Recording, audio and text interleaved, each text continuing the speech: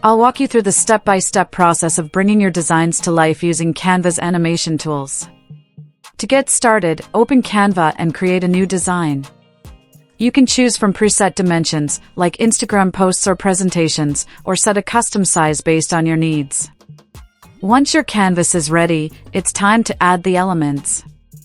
You can upload your own images or browse Canva's extensive library of graphics, illustrations, and photos. Arrange them on your canvas exactly how you want them to appear. If you want to include text in your animation or GIF, now is the time to add it.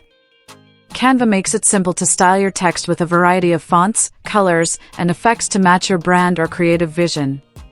Next comes the fun part, animations. Select any element you want to animate, whether it's text, an image, or a graphic. Then click the Animate button at the top of the screen. Canva offers a range of animation effects like fade, rise, tumble, and more. You can animate individual elements or apply an effect to the entire page. For more control, try the Create Animation feature, which lets you manually drag elements along a motion path. Hold down Shift for straight lines or customize the path however you like. Once your animation is set, you can adjust the timing.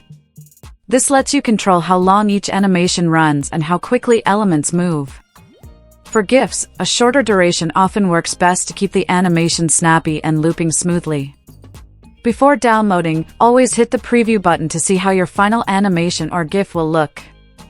If everything looks good, click Share, then Download. Choose GIF as the file type for looping animations, or MP4 if you're creating a video. You can also tweak the size and quality settings here before exporting. Here are a few extra tips to level up your Canva animations. If you're aiming for a frame-by-frame or stop-motion effect, try creating multiple pages with slight changes on each one.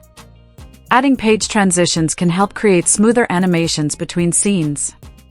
And if you want more creative motion, use the Create Animation tool to move elements along custom paths, perfect for guiding a character or object across the screen.